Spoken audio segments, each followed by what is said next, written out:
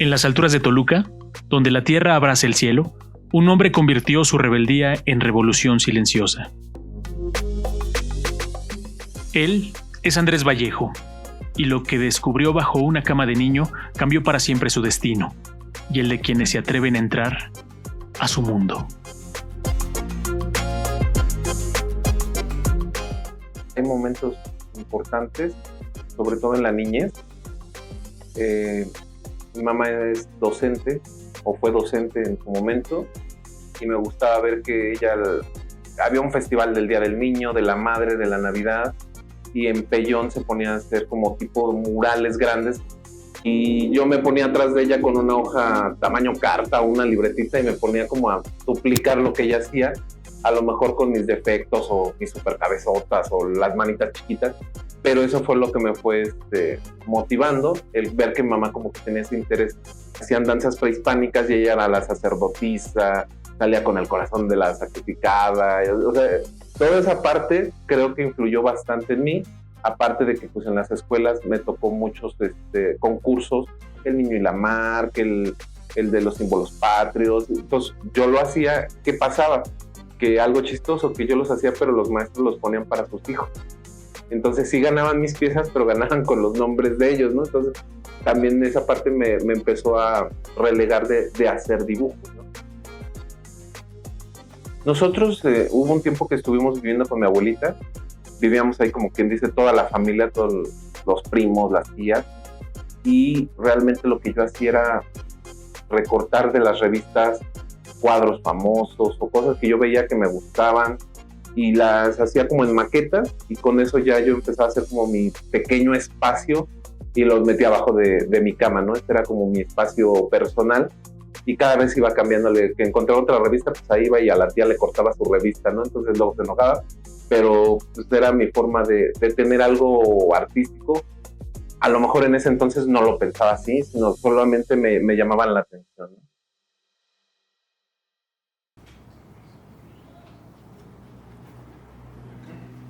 Está padrísimo.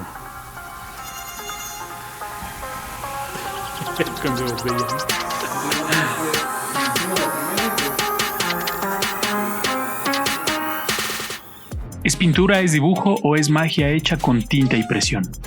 Hoy hablamos del grabado. El grabado es arte que se multiplica, pero sin perder su alma. Nació hace siglos, cuando los artistas descubrieron que podían crear una imagen y después imprimirla una y otra vez, cada copia única en su imperfección.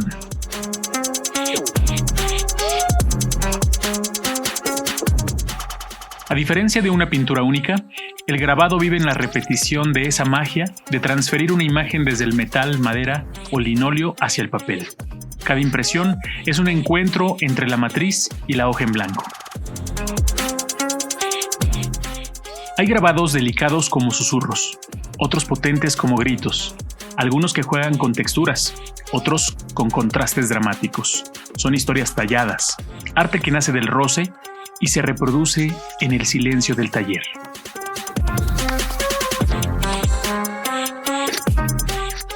Hay grabadores mexicanos contemporáneos reinventando la tradición, creando obras que hablan de nuestro tiempo con técnicas ancestrales. ¿El grabado es arte multiplicado? No, es un solo corazón que late en muchos cuerpos. Por el lado de mi mamá, todos se dedican como a la cuestión de la docencia. Profesores, directivos, supervisores, asesores metodológicos, o sea, todo el tema educativo por el lado de mamá. Y por el lado de mi papá todo es sector salud, desde doctores, enfermeras, veterinarios, terapeutas. Entonces yo fui como el raro, ¿no? Porque cuando les dije es que me quiero dedicar a hacer cuadros o arte, se quedaron así como de... Entonces mamá dijo, pues órale, va, te apoyamos. Y mamá y mi abuelita fueron las que me empezaron a impulsar, la mamá de mi mamá.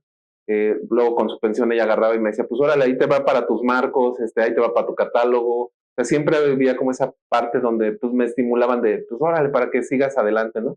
Y aparte les gustaba que era medio grillero, de que no solamente yo iba a las exposiciones, sino que invitaba amigos, que se veía una cuestión familiar porque iban las familias de los compañeros, y de ahí empezó ese momento. Ellas fueron un parteaguas importante, y dentro de lo de mi carrera, pues creo que tuve maestros muy importantes que al final se convirtieron en mis amigos, los cuales me invitaban a sus talleres, y con ellos pues aprendí muchísimo, muchísimo. He construido mis piezas a través de cosas que me gustan, de la nostalgia, ¿no? Voy a hacer a mi mamá, voy a hacer a mi abuelita, pero las he hecho cuando están vivas, cuando estamos felices. Y hay otra parte como muy rara que también se desprende, que es la creación a través de la ira. Que, por ejemplo, cuando me despidieron del ayuntamiento de Metepec, cuando últimamente que me amenazó un político, les he hecho grabados como esa parte social de denuncia, de que, bueno, o sea, sé que aunque vaya y te levante una demanda, sé que aunque te lleve a derechos humanos no va a pasar nada en este mundo, pero una imagen gráfica sí te pega y te pega en el ego, ¿no? Entonces, a través de eso sí lo he hecho en la furia, porque digo, yo prefiero hacer eso que ir a golpear a alguien, ¿no? Entonces, y he visto que les duele más. Entonces, no he creado a través de una ruptura y esas cosas, pero sí de la ira y de lo contrario, ¿no? Del cariño, el amor, la comprensión. Entonces, son esos dos que han sido el balance. Quienes me llegaron a conocer cuando empecé en esto del mundo del arte, que fue cuando hacía los grillos, te puedo decir que era una persona muy mamona, muy mamona. Si yo te hablaba a ti era porque cuánto traes en tu cartera, porque yo no te voy a invitar nada, porque la gente se te acercaba, porque pues eras el artista, el que vendía, el que todo, y entonces empecé a hacer mi círculo muy selecto. Entonces sí me hice un momento muy, muy mamón, muy payaso, donde si no habías tenido 3 exposiciones individuales, pues ni te acercaras a hablarme, porque yo no iba a perder mi tiempo en estar jugando o experimentando algo, ¿no? Actualmente el haber estado en contacto con diferentes artistas de diferentes trayectorias, de diferentes edades, me ha permitido el ir evolucionando en mi persona. Pero algo que considero fundamental en mi carrera ha sido el acercamiento que he tenido con los niños. El dar talleres en escuelas primarias, secundarias y sobre todo en los centros de atención múltiple, creo que hizo que el Andrés, el artista mamón, se convirtiera en un artista más de la comunidad, y eso creo que fue un parteaguas muy importante para mí. Eh, Disfruto mucho el pintar las piezas, disfruto mucho los procesos porque yo hago mis bastidores, mis marcos, monto las exposiciones, coordino las exposiciones, o sea, es como un todo, pero creo que me complemento cuando tú, que eres el espectador, la ve y me dice, wow, o sea, con un wow, yo dije, ya, pasó, se afectó positiva o negativamente, pero ya estamos del otro lado, ¿no? Cuando ya nos establecimos aquí, creo que eso fue algo muy importante porque aquí fue donde nací. Pero luego mis papás, pues como todos, ¿no? A veces se separan, se vuelven a juntar.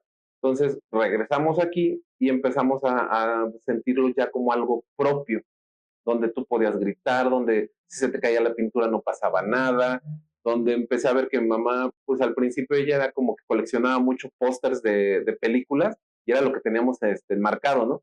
Y empezar a hacer esta parte del proceso creativo y empezar a ver que ella desmontaba sus marcos de pósters y empezaba a poner mis cuadros, fue como de, se siente padre, soy parte de la casa, ¿no? Entonces, ese proceso creo que fue muy bueno. Eh, la verdad que creo que cada tabique que le hemos puesto a este espacio ha sumado algo. Incluso este espacio no fue pensado en que fuera algo para el arte, sino fue pensado en que se nos vino la pandemia, había que aprovechar porque como estaba la construcción nada más en el techo, pues esto era albercas cuando llovía, entonces empezamos a techarlo, con gallinitas tuvimos en pandemia para no volvernos locos, y fue cuando luego empezamos a ver que éramos tan buenos con las gallinas que teníamos ya 200, que las tuvimos que regalar a comunidades en Tenango que requerían el apoyo, y luego fue como de, ¿ahora qué hacemos con este espacio? ¿No? Entonces empezamos a planar, empezamos a colocar los cuadros, nos hicimos de un tórculo, y fue de, oye, pues, ¿por qué no se puede convertir el segundo piso de la casa como en el taller, ¿no? Y que ahorita pues ya pensando en todo lo que estamos haciendo es, ¿por qué no hacer un tercer piso? Porque ahora no solamente como artista necesitas un taller o una casa, sino también necesitas una bodega donde puedas almacenar materiales y todo lo que produce. Me encanta el olor del campo. El olor del campo, yo creo que si no hubieran sido gallinas las que tuve aquí en este segundo piso, hubiera tenido una vaca, un puerco, un burro. Me encanta el olor de la tierra, el olor que desprende cuando un maíz va saliendo. La primera vez que fui a pintar magueyes fue con el maestro de Imayuga. Yo estaba acostumbrado a estar en una casa en ciudad. Entonces, normalmente veías un árbol, pero era lo más que veías de naturaleza. Entonces, cuando vi los magueyes, yo le decía al maestro, oiga, ¿qué son esas cosas que salen de la tierra? Esas cosas. Entonces, él se quedaba así como, pues es que todo sale de la tierra, ¿no? Y hasta que le fui y le dije, me dijo, son magueyes. Yo nunca había visto un maguey. Y ya iba yo en la facultad. Entonces, eso para mí fue como un detonante. Mi abuelita aquí, la mamá de mi papá, tenía nopales, tenía puercos, tenía conejos. Entonces, también esa parte creo que me encanta porque lo empecé a mezclar tanto que hasta ahorita fui consciente de que vivo en esos momentos bellos, pero que ahora los represento con lo que sé hacer, ¿no? A lo mejor antes en mi producción era muy torpe o se veían cosas que no estaban bien solucionadas. Hoy me he dado la oportunidad de incluso irlas modificando y solucionar lo que no está bien, pero sí ya he visto que esa parte de mí es lo que me encanta. Para mí mi mamá fue mi mejor maestra y de ahí dije, pues necesito empezar a aprender de los demás, y esa parte de querer seguir aprendiendo lo que el otro tiene mejor, ¿no? Porque a lo mejor veo vitrofusión, quiero hacer vitrofusión, me voy con los Romero Gurman hasta Xochimilco, ¿no? Entonces, esa parte sigue como latente y creo que ahora también la quiero compartir con los nuevos talentos que están saliendo, porque queremos estar haciendo en este espacio mínimo una reunión al mes donde algunos de los amigos den un taller, donde le aprendamos algo que, eso no lo hago, a ver, vamos a aprenderlo y ver cómo él lo desarrolla y cómo nosotros nos apropiamos de este conocimiento. Como te ven, te tratan. ¿Qué pasaría si te dijera que un traje y corbata pueden abrir más puertas que el talento? Que existe un Andrés Chacha que casi nadie conoce y uno que conquista instituciones. La próxima semana en Estro, descubre los secretos que Andrés Vallejo tuvo que descifrar para sobrevivir al mundo del arte. Desde 7 pecados y uno más, hasta cómo convertir esas críticas envidiosas en combustible puro. Chabelo, Cepillín, Verónica Castro, ¿por qué pinta íconos de la nostalgia cuando podría seguir con sus magueyes que ya domina? Si esta historia te intriga, ya sabes qué hacer. Y si conoces a alguien que necesite escuchar esto, compártelo.